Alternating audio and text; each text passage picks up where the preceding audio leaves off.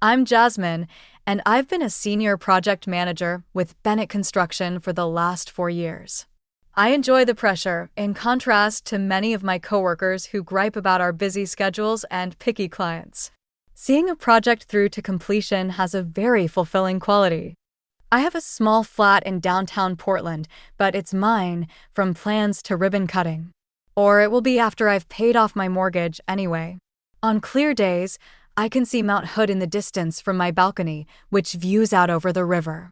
My phone buzzed this Friday night while I was sipping a glass of Pinot Noir and taking in a rare moment of solitude. Mom's face lit up my screen.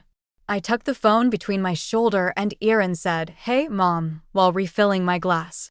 "Jasmine, honey," she said with the artificial joy that generally indicates a desire.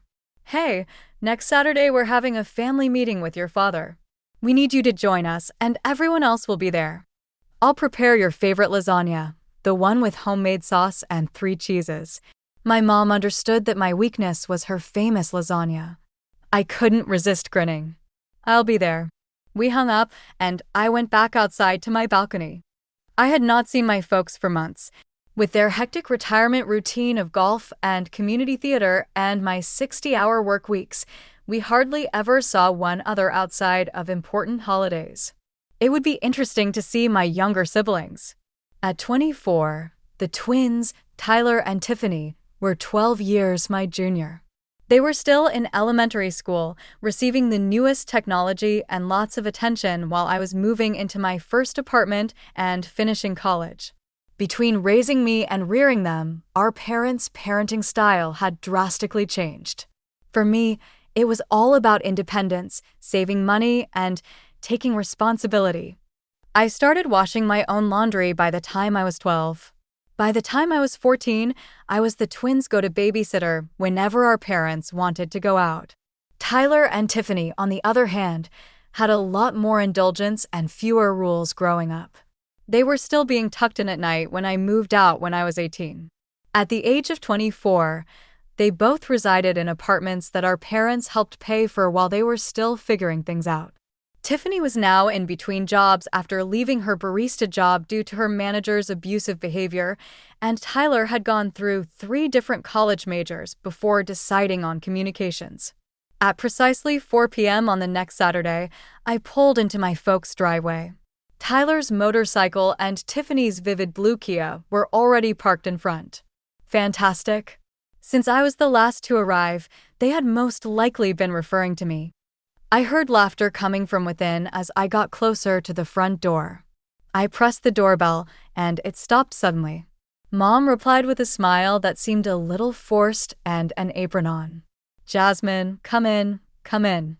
She hugged me quickly, and her scent was a mix of perfume and garlic. The twins were huddled together on the couch in the living room, their heads cocked in a secretive manner. They both looked up at me as I entered, their attitudes of false casualness identical.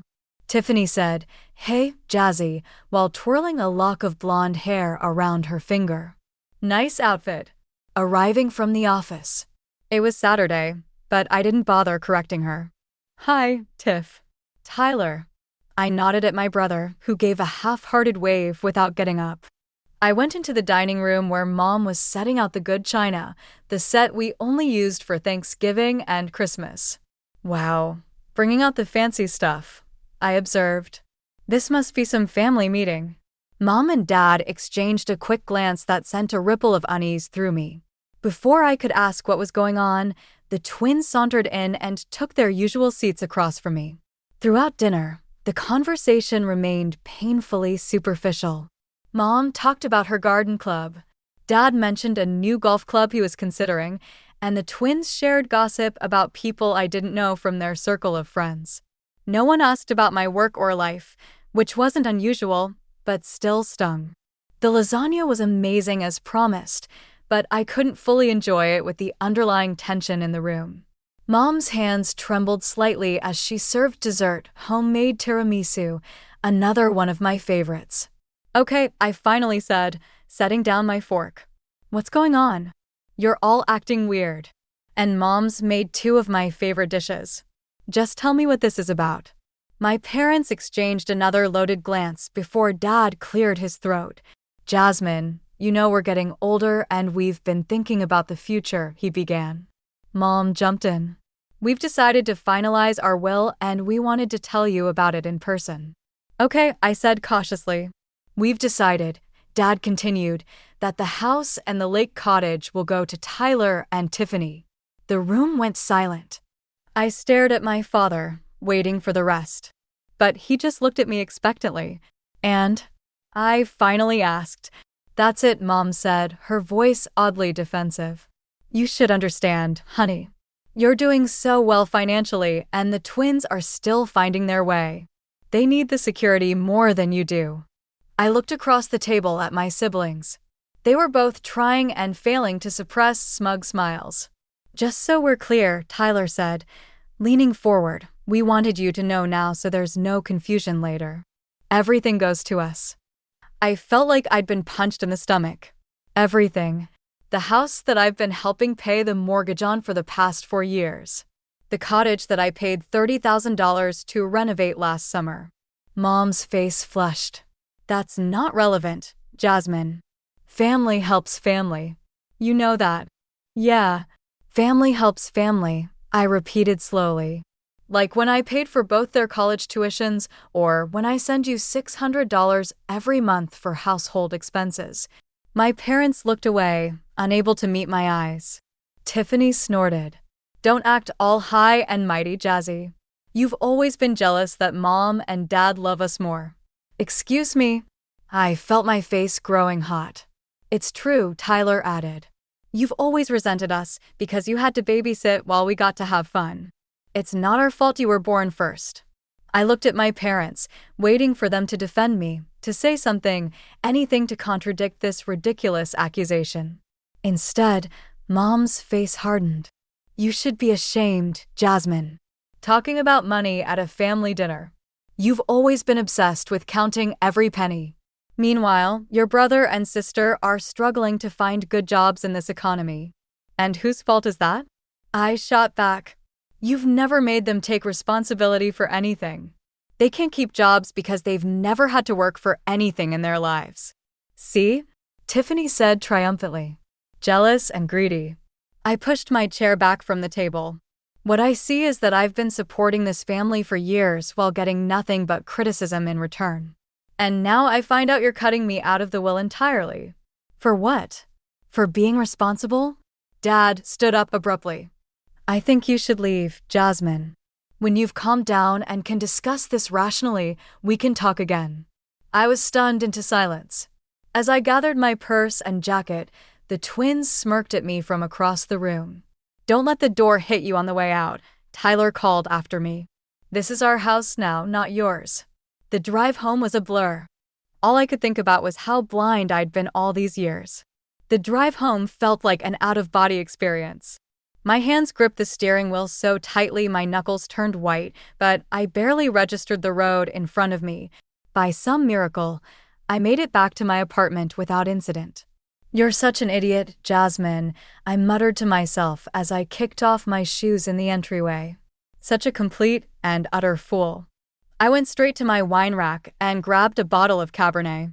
Not the cheap stuff I usually save for cooking, but the expensive one I'd been saving for a special occasion. Well, finding out your family has been using you like an ATM seemed special enough. As I poured myself a generous glass, memories flooded back. All those times I'd helped them financially over the years. 3 years ago, when Tyler totaled his first car, I gave him $5,000 for a down payment on a new one because he needed reliable transportation for school. Last year, when Tiffany decided she wanted to become a yoga instructor, I paid for her $2,500 certification program. Then there was the $30,000 I spent renovating the lake cottage after a pipe burst and caused water damage. A cottage I've used exactly twice in the 4 years since my parents bought it. But the biggest expenditure by far was covering their house payments. For years ago, when my parents were looking to downsize from our old family home, they fell in love with their current place, but struggled with the monthly payments on their retirement income.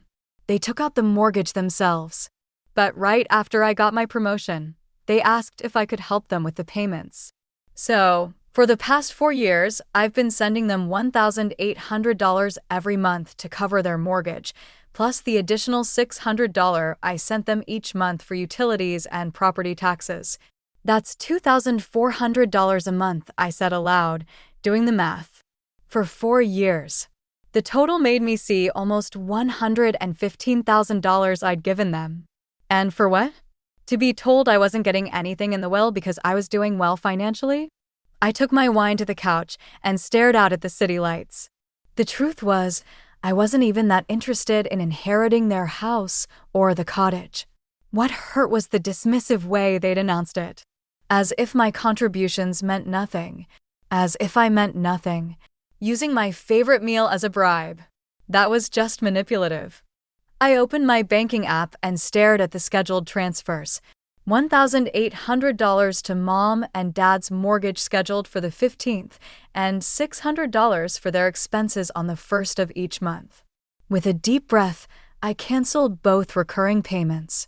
Then I turned off my phone, finished my wine, and went to bed. The next morning, I woke up feeling lighter than I had in years. For the first time, I didn't have to worry about setting aside a huge chunk of my paycheck for my parents.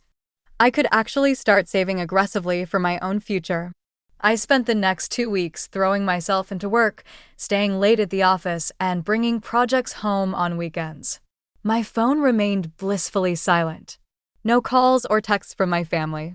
It was as if our confrontation had never happened. Then, exactly 14 days after the disastrous dinner, I received a text from my mother. "Jasmine, don't forget the mortgage payment is due today. Also, we need the household money by Friday. The electric bill is higher this month." I stared at my phone in disbelief. Was she serious? After everything that had happened, she was still expecting me to send money? As if cutting me out of the will and insulting me to my face was just business as usual. I typed a response. "I won't be making any more payments for the mortgage or bills.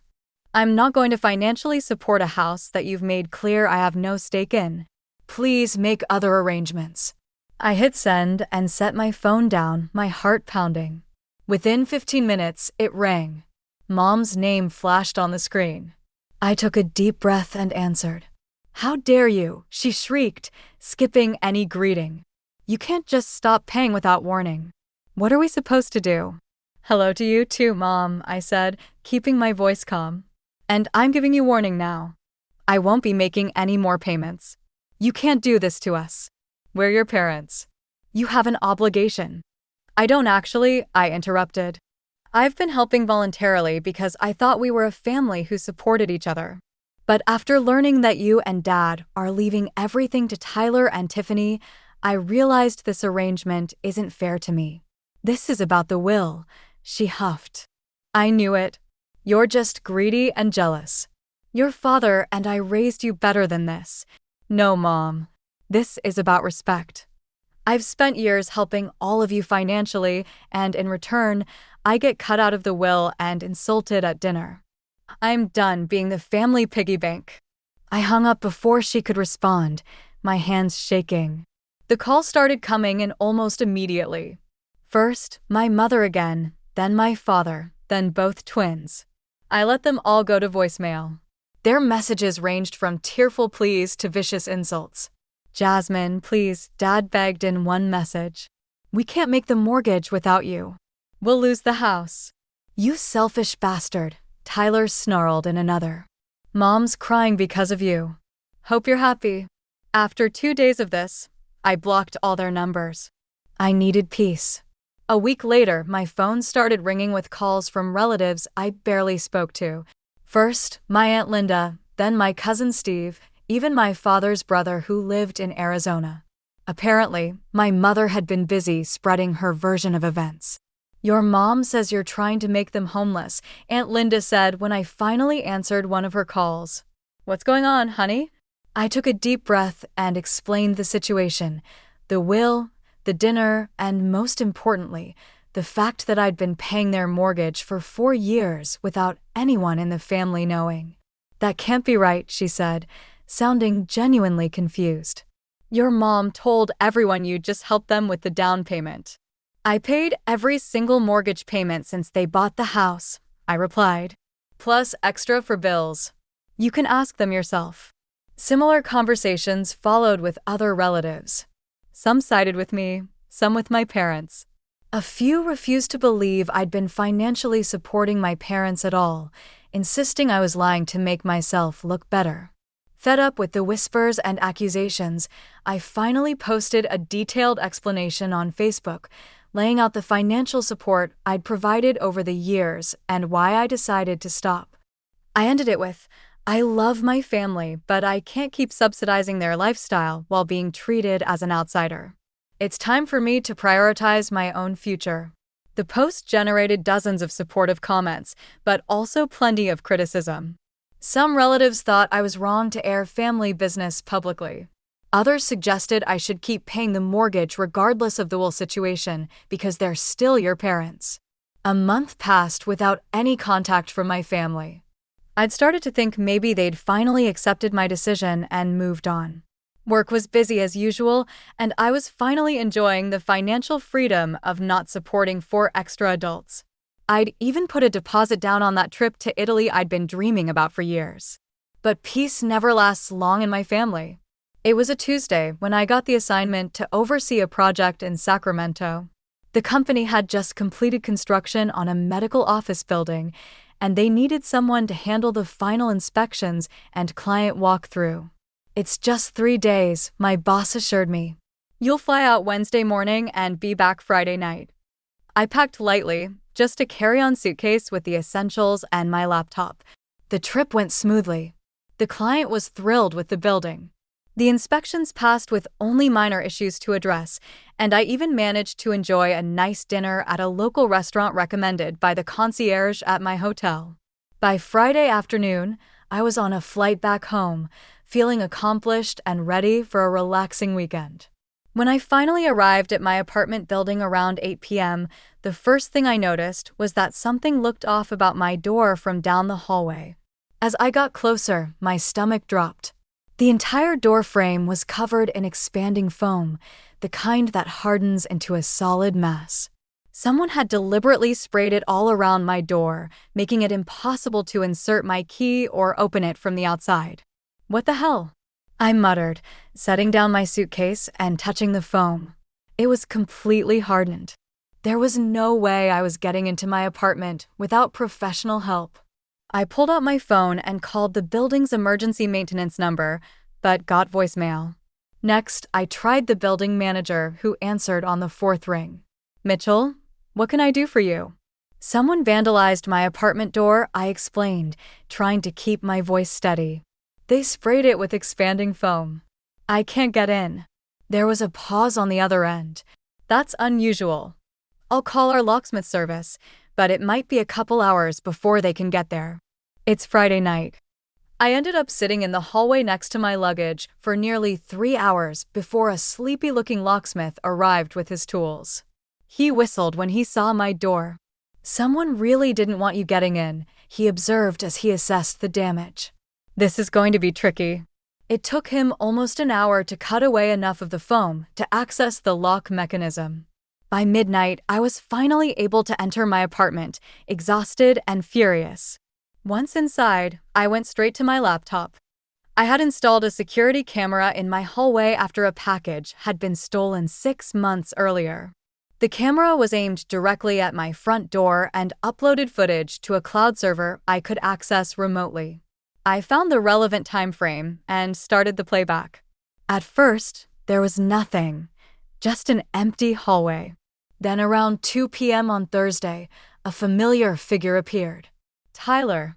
My brother was wearing a baseball cap pulled low over his eyes and had his hoodie up, but I'd recognize his walk anywhere.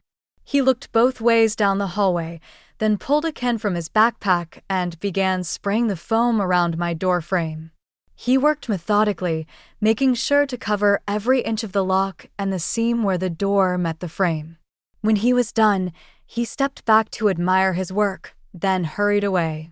I watched the footage 3 times, my anger building with each viewing. This wasn't just petty revenge. This was criminal vandalism, and it would cost thousands to repair properly. The next morning, I took the video footage to the local police station and filed a formal complaint against my brother. "Do you have any idea why he would do this?" the officer asked as she took my statement. "Financial disputes," I said simply. I didn't feel like explaining my entire family drama to a stranger. The officer nodded and continued typing. "We'll have someone contact him for questioning. In the meantime, do you have somewhere safe to stay? If you're concerned about your safety." "I'll be fine," I interrupted. "I just want him held accountable for the damage." 3 days later, I received a call from the same officer. "Miss Mitchell, we brought your brother in for questioning." He initially denied everything, but when we showed him the video footage, he admitted to vandalizing your door. "Good," I said, feeling a grim satisfaction. "What happens now?" "We've charged him with criminal mischief and property damage. Given the cost of repairs, it's a more serious charge. He could be looking at fines and possibly probation." I thanked her and hung up. Almost immediately, my phone rang again. It was a number I didn't recognize, but I answered anyway. "Jasmine, what have you done?" It was my father, his voice trembling with rage. "The police arrested Tyler, your own brother." "They didn't arrest him, Dad. They brought him in for questioning after I filed a complaint about him vandalizing my apartment." "He's just a kid. He made a mistake." "He's 24 years old," I replied flatly. "And his mistake is going to cost over $3,000 to fix properly. The building manager says they'll have to replace the entire door and frame." "This is how you treat family? By calling the police on them?" "Family doesn't vandalize each other's homes, Dad." There was a pause before he spoke again, his voice lower. "What do we need to do to make this go away?" $3,000 for the repairs, I said immediately. "Pay for what he destroyed and I'll withdraw the complaint." "That's extortion." "That's consequences," I corrected him. "Tyler destroyed my property and now he needs to pay for it or he can deal with the legal system." "His choice." My father hung up without another word. The next day, my mother called. Unlike my father, she didn't yell. Instead, her voice was cold and cutting. "I never thought you'd sink this low," she said. "Using the police to get revenge on your own family." "It's not revenge, Mom. It's holding Tyler accountable for his actions." He was upset. "We all are. You've left us struggling to make ends meet after we relied on your help for so long. The mortgage company is threatening foreclosure." I bit back a sarcastic response. "I'm sorry you're having financial difficulties, but that doesn't give Tyler the right to vandalize my home." She was quiet for a moment. "And if we pay, you'll drop the charges?" "Yes, fine," she said tersely. "We'll send you the money. But don't expect anything else from us ever again." I nearly laughed at the irony that was already made perfectly clear at our family dinner, Mom. 2 days later, I received a bank transfer for exactly $3,000. I contacted the police and told them I didn't want to press charges anymore. The officer sounded disappointed, but said she understood. "Family situations can be complicated," she said sympathetically. "You have no idea," I replied. With the money from my parents, I was able to get my door properly repaired. The building manager was understanding, but suggested I might want to consider additional security measures. I upgraded my camera system and added a second lock just to be safe. 6 months have passed since I last had any direct contact with my family. According to Aunt Linda, who still calls me every few weeks, my parents are struggling badly with their mortgage. They've depleted most of their retirement savings trying to keep up with the payments. Your mom's waitressing at that diner near their house. She told me during our last call that she works morning shifts, and your dad's working at the hardware store 6 days a week now. They're barely making ends meet. Apparently, Tyler and Tiffany aren't helping at all. Tyler picked up a retail job, but quit after 3 weeks because the manager was totally unreasonable about him showing up on time. Tiffany occasionally babysits for neighbors, but spends most of her days planning a lifestyle blog that never seems to launch. The worst part, Aunt Linda said, is that your parents still blame you for everything. Your mom tells anyone who will listen that you abandoned them when they needed you most. I just smiled and changed the subject. I no longer care what they say about me. My life has never been better. I got promoted to senior director last month with a substantial raise. I took that trip to Italy and have another vacation planned to Japan in the spring. My apartment now has a proper home office where I can work in peace. I've made new friends through my hiking group, and I've been dating someone interesting for the past 2 months. For the first time in my adult life, my money is my own. My time is my own. My future is my own,